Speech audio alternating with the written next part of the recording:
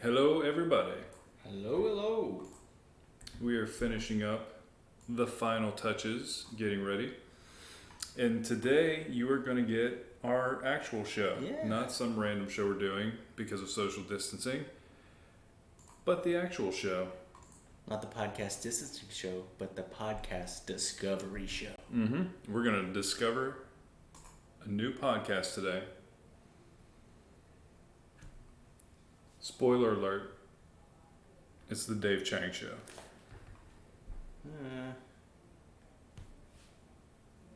What?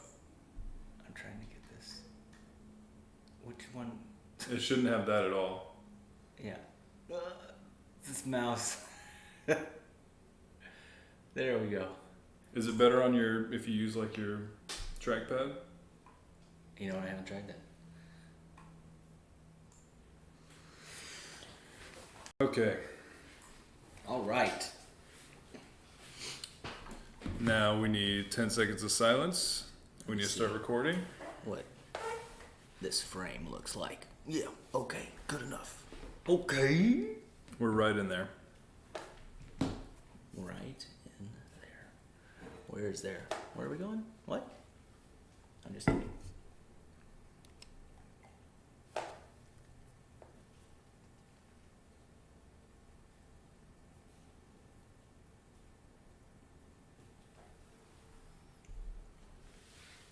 Welcome to the Podcast Discovery Show, the podcast that's about other podcasts, where each week we discuss a podcast that we recommended last week in a book club style discussion. I'm Kurt, And I am Zach. and this week we are going to be talking about the Dave Chang Show. I've been a fan of Dave Chang for a while. I think me and Zach both have. I think Absolutely. I'm trying to think of the first thing I saw him in. I think it was Ugly Delicious the first time I saw him. I'd seen him in other things like, guest stars on Yeah, he shows and did a stuff. lot of interviews and things like that before he started his own show. But now he has a media empire he's building. For real. I mean, literally, it's Momofuku. What is it? Momofuku Media. That thing. That. Easy to say for Yeah. me. But if you don't know who Dave Chang is, Dave Chang, he's a restaurateur. That's the way that they restaurateur. Sure. Yeah, they definitely say it like that. And Somebody does. I do. And he's an author, and he's a TV star. And he's the one that started Momofuku Restaurant Group, which has a bunch of really famous restaurants. He's won Michelin stars. He's traveled the world, doing... What I like about his style is it's very, non-traditional. He doesn't like the rules. He likes to break them. Yeah, and honestly, he comes off as very genuine, not pretentious at all. He really just likes food. Yeah, and I think that he hates that about the culinary industry. He doesn't like that part of it. And there is that there. It almost comes down to gatekeeping in a way, Yeah. where it's you set some bar that it has to hit, and if it doesn't, then that doesn't count. But he will explore and eat traditional foods, even if prepared by amateur chefs and things like that, and he enjoys it. And he just likes exploring this entire world. So he has been on multiple shows on TV. He was a judge on MasterChef Australia. He was on the PBS show, which I did watch, Mind of a Chef. Oh yeah. He was You know on what? that. Mind of a Chef might be the first place I saw him. I didn't see that till later, but I've watched it. But yeah, I think that is older. And then, like we mentioned, Ugly Delicious, which is his Netflix special that he did, and it actually season 2 just released recently. It's also we just really started good. watching it. And also he did a short series on Netflix that was really fun to watch called Breakfast, Lunch, and Dinner. And you and me watched all of those episodes together at lunchtime. And he would basically... If you want to check one out, there's one with him and Seth Rogen in Canada, and it's everything you want it to be. So basically he has breakfast, lunch, and dinner with a different celebrity, and you get to really know them. You get to see them in there, and he does it in a place that they love or are from, and so they kind of take him on a tour of their favorite restaurants, their favorite tourist attractions in the area, and it's kind of like a travel and food show and celebrity show all in one. a really good show. It is a great show. And the specific episode we're talking about is, I believe it's called, hold on one second, I should have had this pulled up.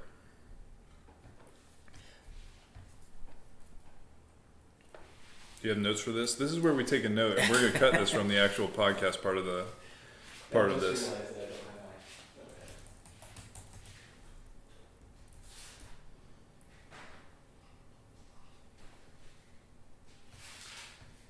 I actually had this up and took it down to put up something else. Oh, you had it up? Mm-hmm. I see. Notepad, pen. That's all you need. That's all you Editor's need. best friend. So the episode we're talking about is David Epstein, the paradox of non-expertise. And so David Epstein is a journalist. He worked for a long time. He was a senior writer at Sports Illustrated, where he specialized in science issues in sports and investigative reporting. He wrote 2 books, The Sports Gene, Inside the Science of Extraordinary Athletic Performance in 2013. That was a New York Times bestseller. And the book that he is on this show discussing is Range, Why Generalists Triumph in a Specialized World. And it, to me at least, this is the best possible advertisement for this book. I want to read this book. Yeah, I actually already looked to see if my library had it. They don't have it yet. I think it's fairly new. So I'm going to have to buy it on Kindle because I do want to read it. Like, it's not... I usually don't like to read these kind of books. I'm not going to lie. This isn't my kind of... I love, like... I rarely do. Fantasy books and, sci-fi books. That's my jam. But kind of these kind of books are usually not what I like to read. But this one is right up my alley. It spoke to me just for everything that this book is about. So Zach, Zach, why don't you tell us what this book is actually about? Yeah, so I'll read you the first paragraph of this blurb that he put out, and I'll just read it first. Plenty of experts argue that anyone who wants to develop a skill, play an instrument, or lead in their field should start early, focus intensely, and rack up as many hours of deliberate practice as possible. If you dabble or delay, you'll never catch up to the people who got a head start. But a closer look at research on the world's top performers, from professional athletes to Nobel laureates, show that early specialization is the exception, not the rule. And so, first thing that I noticed, you recommended this episode. It's Dave Chang. All of his stuff, I thought it was going to be food. I thought it was going to be food 100%. I mean, you find out very quickly that it's not. It's because Dave talks about how this book was important to him about strategy and about life and about how he was going to approach things, not... I learned to cook a new thing in this. Because it's even called Range. I thought it was... Yeah, like a cooking range. Yeah, I thought it was like... you don't want to be specialized as a cook or as a chef. You want to be diverse and understanding. I was even more simple. You're talking very, very literal, like a range. Okay, yeah. No, but immediately they get into this episode, and you can tell that, one, this book is important to Dave Chang. For real. In general. He had a lot of... and pointed, not as in like antagonistic, but direct questions because he had read the book. Mm-hmm. And he mentioned very early on that he had written notes all throughout this book. So the interview that they have, and it's very conversational, don't get the wrong idea. Dave he's a really conversational interviewer, and it's really fun to hear him talk to people because he puts people at ease. But he had very direct and specific questions for him about how he interpreted things that he wrote and how he would put that into essentially, instead of it being about cooking, Dave was bringing it there. So this book is not about cooking. Actually, the blurbs that they have on Amazon, there's stuff about like parenting, business, education, sports, and it's more about it almost... Self-help book has a connotation, I feel like, at this point, where it's... Yeah, I didn't want to say that, yeah, but it kind of... if you go to a library or you go to a bookstore, this would probably be in there. But this is the good kind. And there are good versions of this where it's more about how we're processing things and how you can develop and things like that. But it also became popular, and so it was diluted heavily with kind of nonsense versions of these books as well.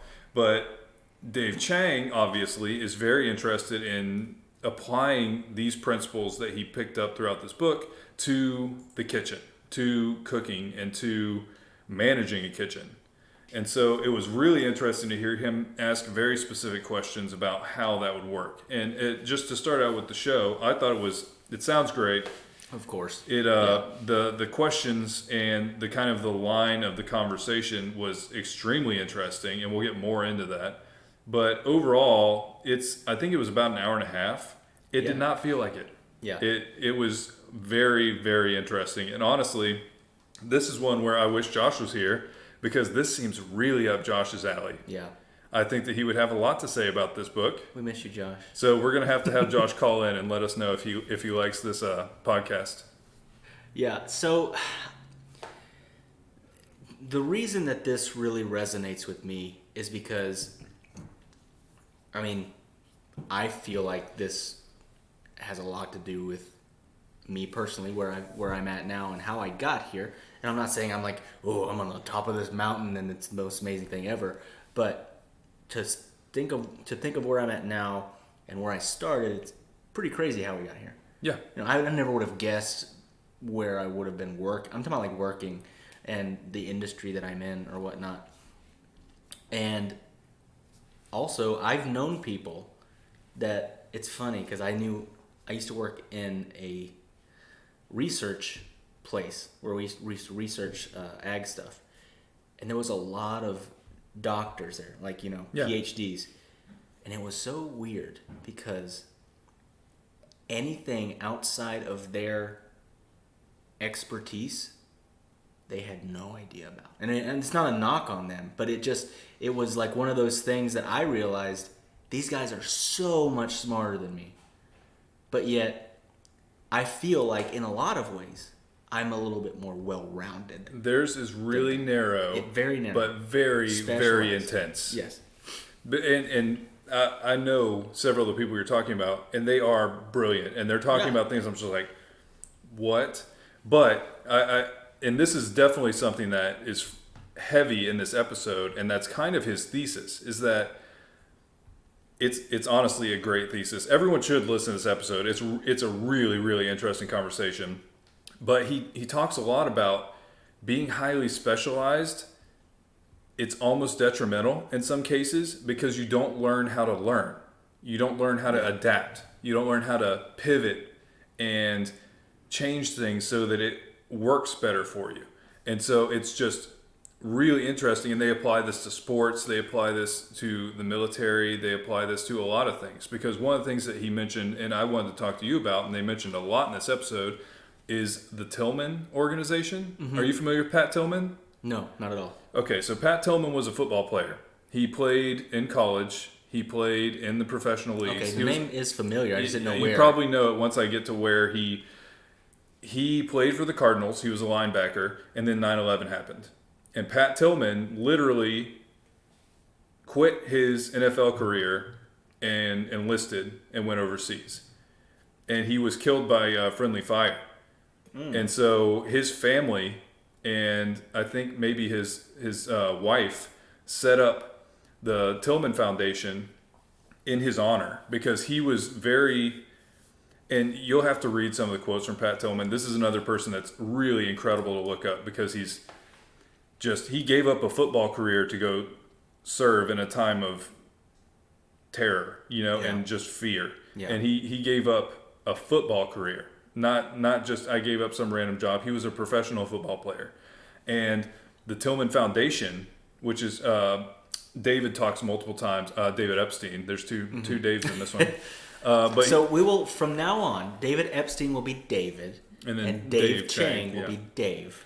So what this foundation does is if you are a veteran or even I think current military can do it as well, and you want to change careers, you want to change specialties. Mm-hmm. It's like grants specifically for that, so that you can pursue something that you see as a better choice for you. And it is just so right up David's alley that he's like, because they're highly specialized. You know, they're in and I mean, it's very specific and nuanced because it's the military. It's necessary and it's important, but these people get out, and a lot of times we've covered several shows where they have a lot of trouble adjusting to civilian Integrating life. back into civilian life, and finding their place really is what it comes down to. Finding that place where they feel like they're back in the civilian life. Mm-hmm. And it's just an incredible organization, and so we'll link that as well. Yeah.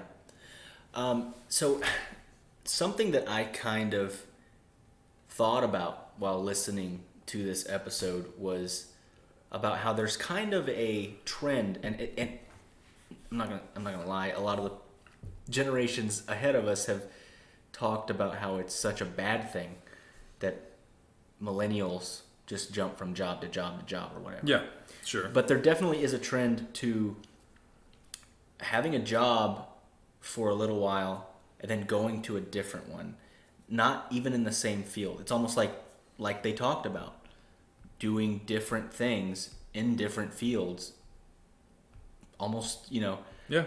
to learn different, I guess. Well, it's you think differently than the establishment, and that's not meant to be like, oh, anti-establishment. I'm saying like the people that are dedicated and have lived in that space for a long time, you start to homogenize on how you think. Mm-hmm. And sometimes the best way to shake that up is to get somebody who does not think like that. And so that's kind of counter to how people hire. And he even mentioned like he's worried about how LinkedIn hires, and he's worried about how people view resumes, because he sees this guy thinks differently, and it's awesome. And he sees a resume that's changing around, and he sees it more as adapting. He sees it more as finding something that didn't fit for them, and then they try something else. And so it's really interesting. But yeah, I would say both of our stories, if you were to tell either of us 5 years ago where we are right now in the podcast, in our personal life, and then also where we're working, we would not see it coming. No. I mean, you and me both work for a biotech company that's in the agricultural field. And I mean, like you said, I never would have. I never even wanted to go into agriculture. This isn't what I wanted to do.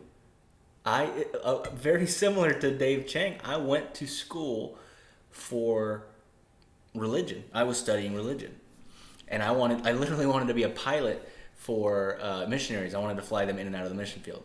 So I went to school for that. Life got in the way, but things changed. I ended up getting married, having a kid, and things changed. I didn't finish my degree in traveling the world and flying planes. Sure. So I pivoted, and my dad had a plant nursery just for ornamentals and stuff like that. I took over that right as the housing market crashed, and it was the worst time to be in the nursery business. And so we sat down and we said, okay, well, how are we going to make this work? And I said, I've never done it before, but people got to eat. And so I started farming. I started with like half an acre of squash, I remember. And long story short, I farmed for multiple years, got fairly middle-sized farm, was somewhat successful. And then one bad year just really just took me out. And I'm like, I don't know what I'm going to do now. And literally right when I was at the bottom, I think I posted something on like Instagram, I believe, of like, man, I miss farming. I don't know what I'm going to do, blah, blah, blah. And a farm friend of mine contacted me and said, I'm looking for a farm manager. And I took over that management position over there, worked my butt off. I mean, I had 3 days off that year. For 8 months, I had 3 days off. I had Christmas Day. Basically. I had Christmas Day, New Year's Day, and Thanksgiving Day. Those were the 3 days that I had off. And I remember just being so burnt out. And did that. And then I got a different position at a nursery, a plant nursery, as a manager there. They completely downsized, so I lost my position there. And I'm like, I felt like such a failure. I really felt like a failure. And I went on Indeed, was looking for a job, found the research position at Florida Ag Research. Worked there for almost 2 years. Really enjoyed the job, but the pay I was working so many overtime hours just to make ends meet. And then I met Mr. Park, who is our CTO of this company, and the only reason that I got this job was from grinding and working hard. My resume never would have got me this job. And even I remember having the conversation with our CEO the first time, and he had never met me before, and there was a little bit of hesitance, like, I'm really trusting the guy that's met you, but I don't know, like, the resume doesn't. And I knew it, and I'm like, look, I'm gonna work hard, and I'm gonna make this work. And so they gave me a 3-month window. Hey, if you can make it work, we'll keep you. And now I'm working for a biotech company, and I remember having conversations with the CEO and fearing, this was a while back, and I said, look, my biggest fear is that I'll rise to my incompetency and not be able to perform for you guys. But I feel like we just went through an expansion here that was killer. It was something. We'll probably always remember that. We will always remember it. But we did achieve it. And there was multiple times where I felt like I was just hitting this brick wall of like, I don't know what to do. But oh yeah, there was weeks of that. But we found a way to do it. So I felt proud of myself because I found where my limits were, but then we pushed past our limits. With a lot of your help, you talked me off the edge so many times because I was just like, I can't do this. No, it was just there was a lot of things at one time, and so it was an extreme month and a half. It was crazy. But all of that ridiculous personal story to let you know that I worked in the long run. I've worked in every aspect of agriculture now. I've done my own farm. I've managed almost 1,000-acre farm. I worked for a citrus company that was growing plants and trees for the citrus industry. I worked on the research side, and now I'm working for a biotech company that's making a product for the ag industry. And it's because of all of those together that got me where I'm at now. Yeah, no, and I mean, I'm a similar thing, and I'll keep it brief, but I had a lot of transition when my mom passed away, and I decided I was going to do something else. And so I started working on writing.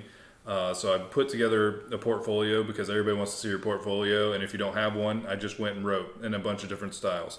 And I got a job at a startup. It was a tech startup, and I got it from Craigslist. They read my resume on Craigslist, and I met them, and they hired me. They hired me as a contracted writer to write articles. By the end of the 2 years I'd been there, I had built them an entire business plan, and I was the program director. And the CEO, inventor, all of that, he started making questionable decisions. And so I had that moment where it's kind of like, I believe in this and I've helped build all this, but it's not going to happen. And so I basically just was like, so hey, Kirk, are you guys looking for anyone? And it just kind of worked out that way. But now so I'm kind of on the other side of it where I haven't worked in every aspect of agriculture, but I've kind of worked in a variety of different startups at a variety of different levels and just kind of made it work. And so it really is just, and this is something that we have worked together before. We were not at all concerned about working together again, and it just kind of worked out. But it's funny that it just works out sometimes. Yeah. And also one of the main things that they talked about in this episode that it kind of stuck with me is he kept mentioning over and over again, 30 is not a bad time to start something. Mm-hmm.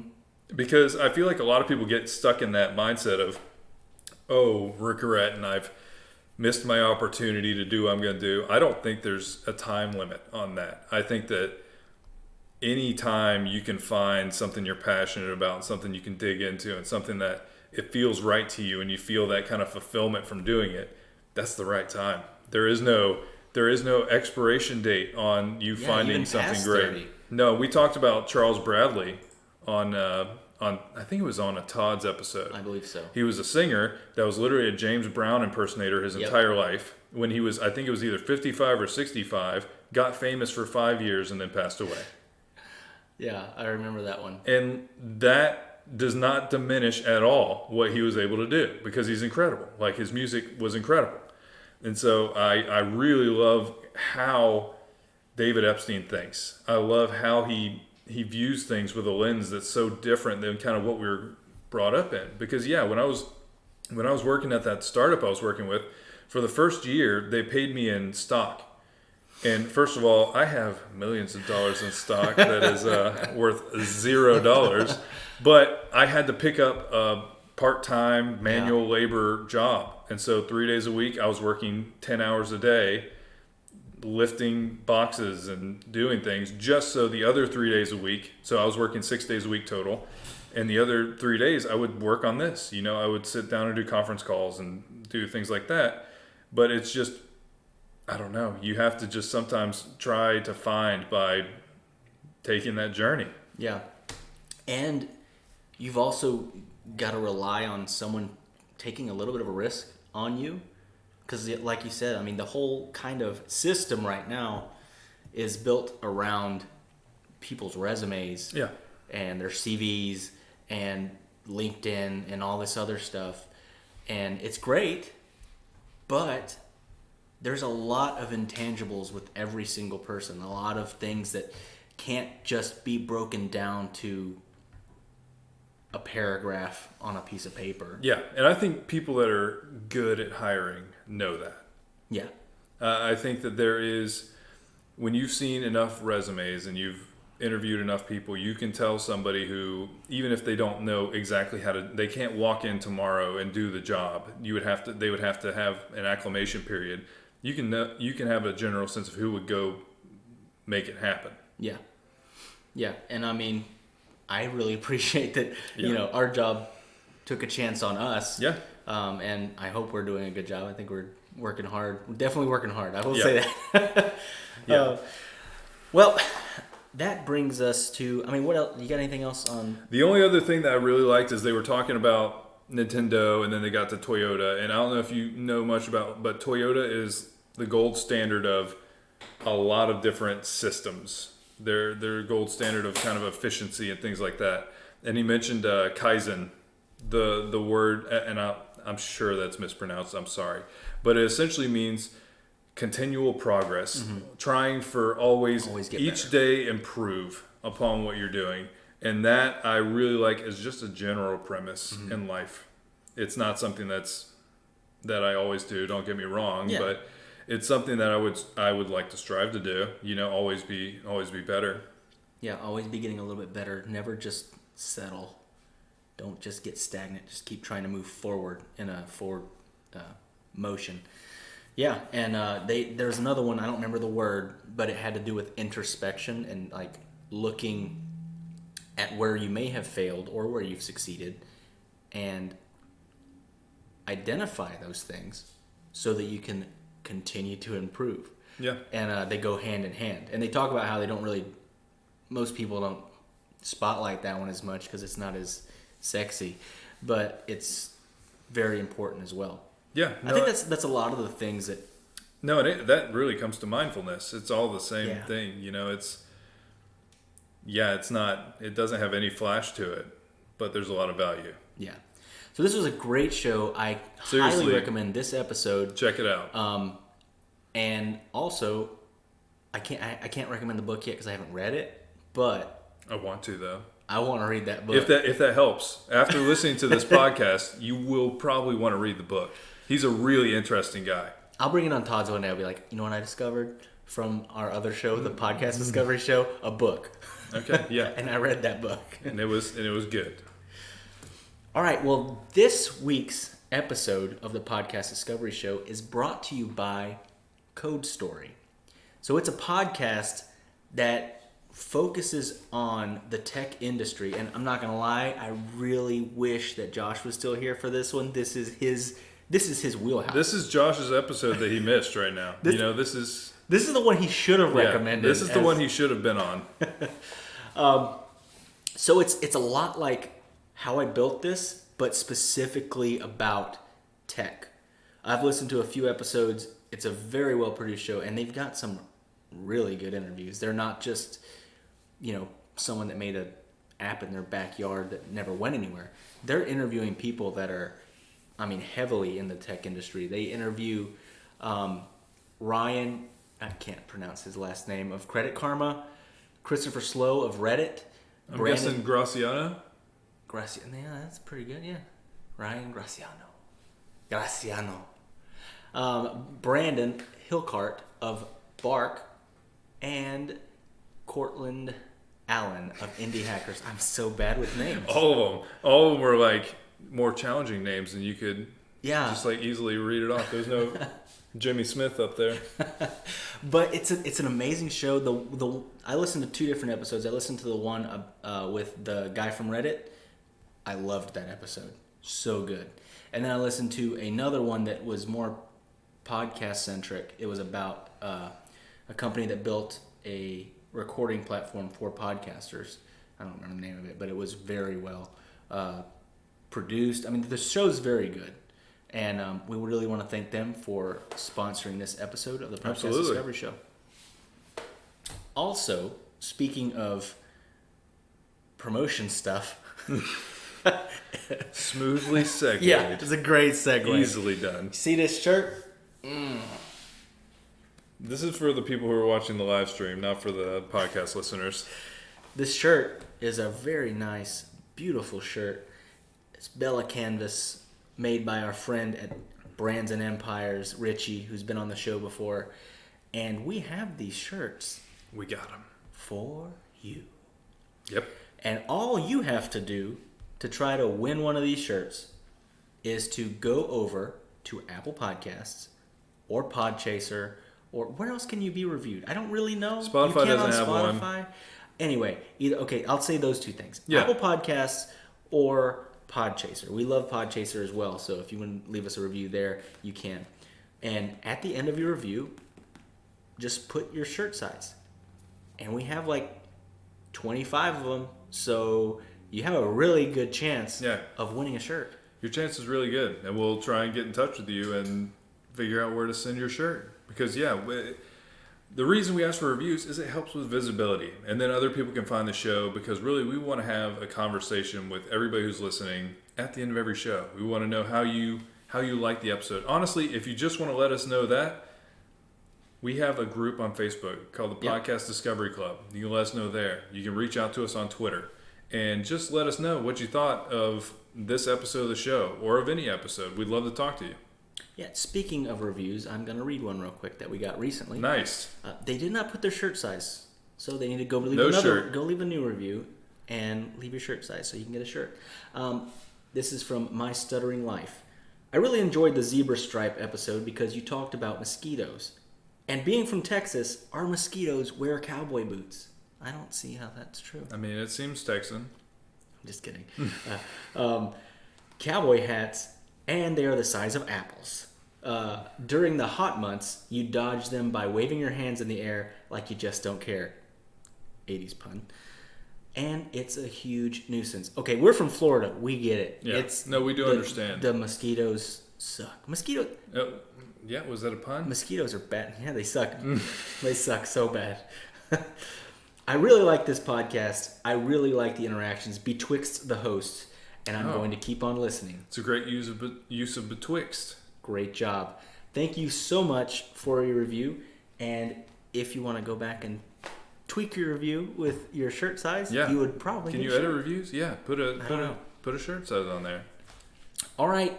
And also, by the way, we've been streaming these episodes on YouTube, on our YouTube channel, every week. I will admit, our schedule is not solid because we always make sure that we're done with our work before we do this. Before we start doing this. So most of the times it's on Fridays. Sometimes it'll be on Saturdays. But usually Fridays, a little bit after 5 o'clock, maybe around 6, somewhere around there is when we'll normally be streaming these. You can find our YouTube channel on YouTube. We have our links. See, that's Twitter. A great way to do it. Is subscribe to YouTube because they'll send you a message whenever we go live. Yeah. But in general, usually Friday, 4 to 5ish. And a little sneaky thing that a lot of people don't know: if you watch the live stream, not only do you get to see all the stuff that gets cut out of the regular episodes on the podcast, Kirk looking at me longingly. What? You also See, he doesn't deny it though. you also get to hear the episodes days early before they release. Yeah. So you'll be an insider. Oh, And- and you can chat with us Yeah. in the chat. You can do that as well. And yeah, so if you follow our socials, you can see we'll let you know on this too. But yeah, sorry we aren't super hard scheduled, but we're trying to be close. But if you follow us on socials or subscribe on YouTube, you'll know when it happens. Edit. Edit point. All right. I want to find the episode that I wanted to talk about.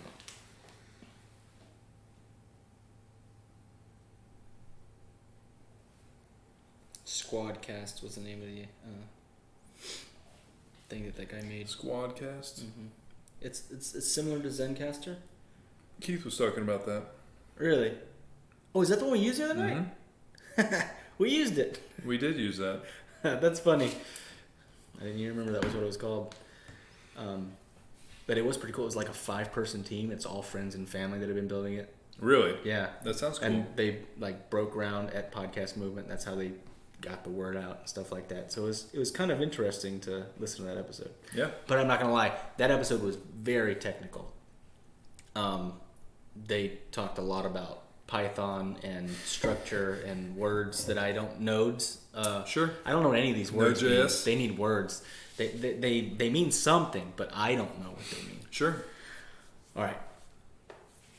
So, not only did Code Story sponsor this episode, but I really liked the show. And so I want to talk about their show next week on an episode of the PDS. They did not pay us for that part. I will Nope. say that. They did not pay for this review. We don't do that. No, we do not. So please don't message us for payment of Yeah, we don't do reviewing it. your show. We really don't. Promise. But the episode that I listened to that I really enjoyed and I thought was really fascinating, because we use Reddit a lot for our discoveries and things like that. There's just so many different communities in there that you can learn a lot of things. I mean, it's the internet, so take it with a grain of salt. Oh yeah, I mean, no, you can. It's the internet in one website. It's a lot of things. But I mean, Reddit is its own special snowflake of a website. It definitely is. And so they talked to Chris Slow from Reddit. This is episode 19 of Code Story with Chris Slow of Reddit. I want to recommend that one for next week. I'm going to reach out to Josh and I'm going to see if he'll come on next week's episode, because this is his bread and butter. Why? Quarantine. He's coming back from Iceland. He's on a 2-week quarantine. Let's go to his house. And we'll do it through the window. Then we have to go to quarantine, right? Isn't that how that works? No, we'll do it. We'll do it in his front yard and he'll be inside. We'll just feed the mic through the window crack. Yeah, we could do that. Yeah, it's be like, just don't touch the wire, but just stick it out the window. That's what she said. Did she? What does that mean? Edit. No, you can't edit that part. Okay. All right, guys. Thank you so much for listening. And remember, There's always more to discover. And now for the non-live streamers we have, I'm gonna put on some music while we go take bathroom breaks and put together our and get our notes together for the next one. notes.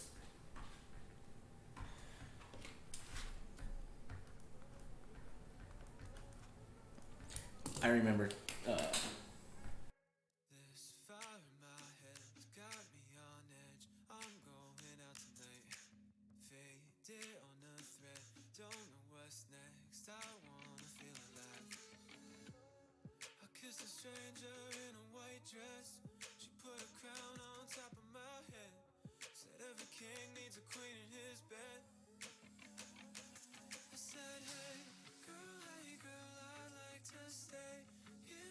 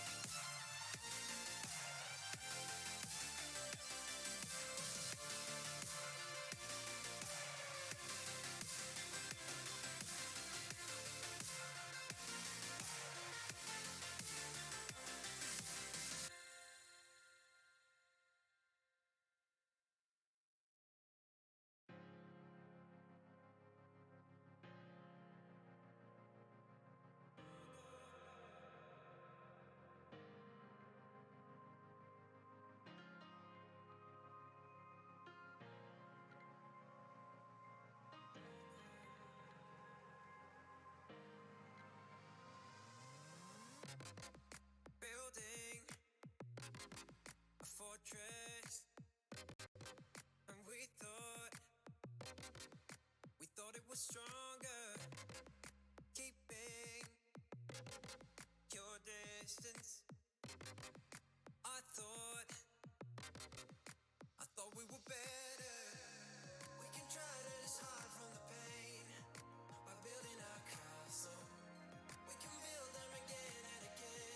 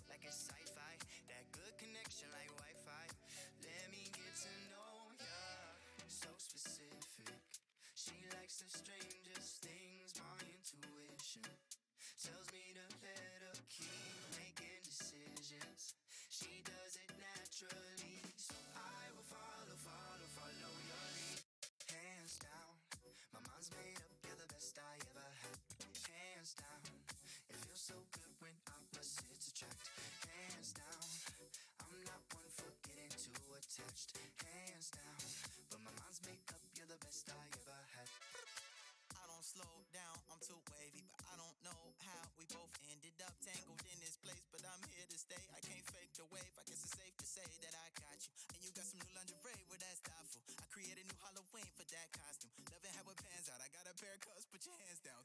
But usually I'm solo, dolo, act a fool. I don't know so-and-so, I'm home alone. If I was known to not go out, I'm not about to ask you out. That's not my route, cause it hurts to see rings on really bad teams. And love is just pain, I'm slave to these things, to all that. I will follow your lead. Hands down, my mind's made up, you're the best I ever had. Hands down, it feels so good when opposites attract. Hands down, I'm not one for getting too attached. Hands down, but my mind's made up, you're the best I ever had. Hands down, my mind's made up, you're the best I ever had. Hands down, it feels so good when opposites attract. Hands down, I'm not one for getting too attached. Hands down.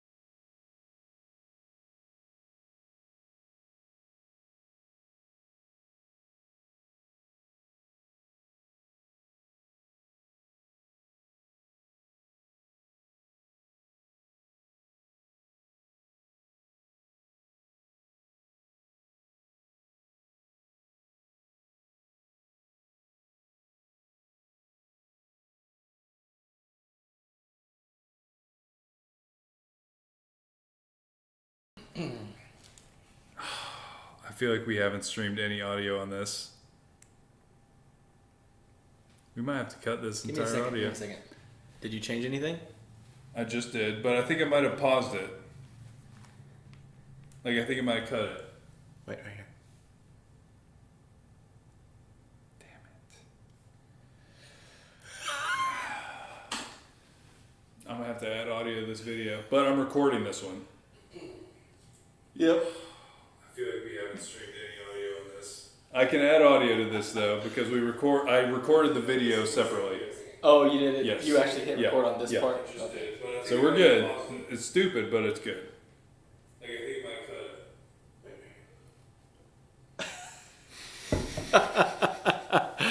it. Oh. Hey, we're idiots, and we're the Podcast Discovery Club. It's been a long week. No, it's been good. so I'll fix stressful. it. I'll re-upload this. Yeah. We got it. It's been an interesting time to be alive. Okay, so what do we have left? You have me eating some chips. No. We have the call-ins. And then Okay. Lofty Pursuits, and then your band. Drop my phone so much. All right, first, let's go some call-ins. Those chips, I'm gonna punch you in the head. Okay, we're gonna go some call-ins because we had a couple interesting ones in a row, and Kirk can't talk because he's nom-nomming some chips over there, making a ridiculous amount of noise, but we're still gonna do it. So there are a couple people who have been calling in. One person in particular, it feels like it has to be somebody we know, but we're going to find out here. But I won't tell you anything more than that. Just, you can check it out.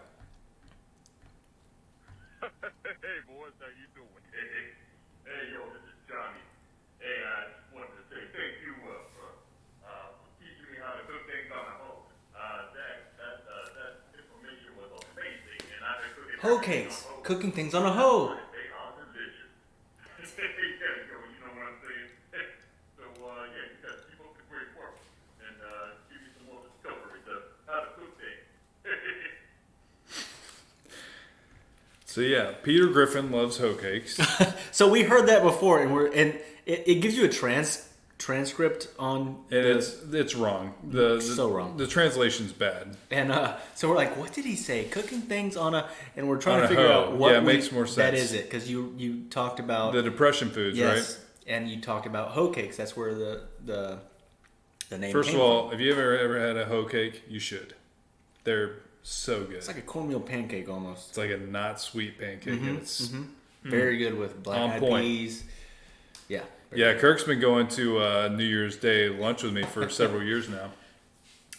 So here is, and spoiler alert, same number. See if you notice a difference. Hey guys. Hey, it sounds different. Remember, this is my first time calling. I've been really loyal to you guys for so long. And this week I've discovered something very, very special. You guys will really like it. And I discovered my voice. So I just wanted to sing you a little song. And maybe you guys could play it. That'd be really, really great. Okay? Here goes. Okay. Say yes. Say yes. Say yes to the PDS. Oh, yeah. That's it. So I love you guys, especially Zach. Say yes. Say yes. Say yes to the PDS. Honestly, Say yes. Say yes. Say yes to the PDS. it's a great jingle. I really do like it. It's I got am that not- catchy factor. I am not gonna lie. The day that we got that voicemail, which was in the middle of our hell week, where it was just so it much really did work, make my day better. it got stuck in my head all day long. Say yes. Say yes. So yeah, that's an amazing jingle. Whoever you are that is sending me random stuff, and I don't know why I'm always mentioned. They love you, man. I don't know. But we really appreciate the call in. It's honestly fun to talk to anybody who's listening. It's great. It's so fun. And we have one more, and it's from our friends from the Podfix Network, and it is from Two Girls on a Bench. Hi, this is Trisha from Two Girls on a Bench, fellow member of the Pod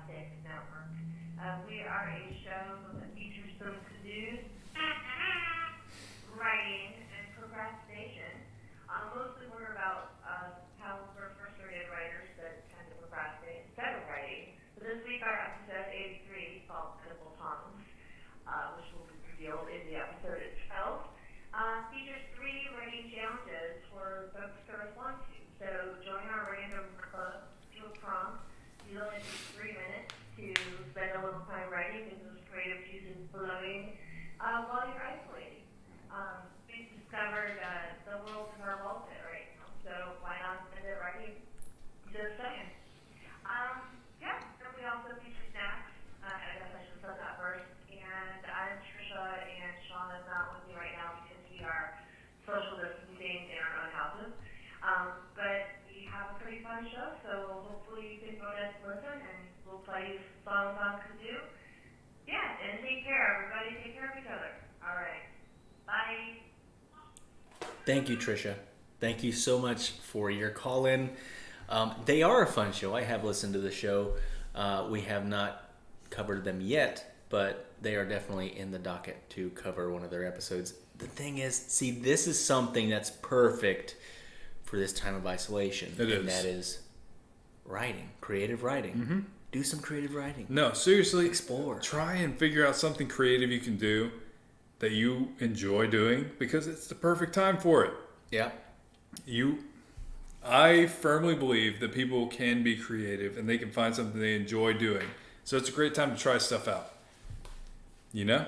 You got to look for the silver lining even when it's sometimes rough out there. Yeah. And also, for those that may watch this live stream later, I started eating snacks on stream because of them. I got inspired. That's what happened, right?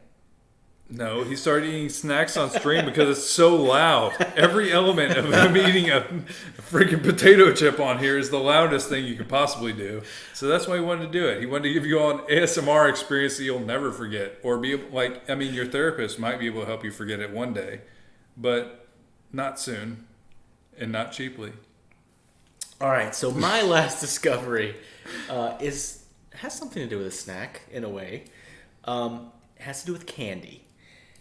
Zach, I'm not going to lie, Zach helped me find this. I have fallen head over heels into this rabbit hole of watching videos from this channel, but it is a channel called called Lofty Pursuits. Okay, there's multiple names. There is. No, and you're right. I think their videos are called Public Displays of Confection, right? I don't know. I think it's... Yes, you're right. But the logo is Public Displays of Confection. The name of their channel is Lofty Pursuits. Search either of those things. You'll find it. And you'll find it. And what this is it is a candy store in Tallahassee, Florida, that makes handmade candy with very ancient equipment. Old school styles. And I mean, you see them making hard candy on this like metal table that is like cooled, and it's so cool. They take these long things of candy and they'll make a design, and it does not look at all like the end product yet. Watching them put it together to make like a tiny candy that's like the size of a dime with like a rose in it or something, you're like, there's no way that's going to turn out. And then they make it and they like stretch it out and they let it cool and get hard, and then they chop it into little pieces, and it's amazing. Let me had to resist. I couldn't even. You just. I tried so hard. And I was fine, and then I saw you break, and I got so far, but in the end, it didn't even matter. But I will tell you this right now. They do videos called drop candies, and that's a lot of times what you're talking about, like the old ancient ones. There are few things as satisfying as watching through to the end, because it's called drop candy, because they literally throw it on that table and it explodes into a billion pieces of the candy they want. Yeah, it's... What are you looking at right now? Someone just pulled up. Did they? Why? It's 6:20.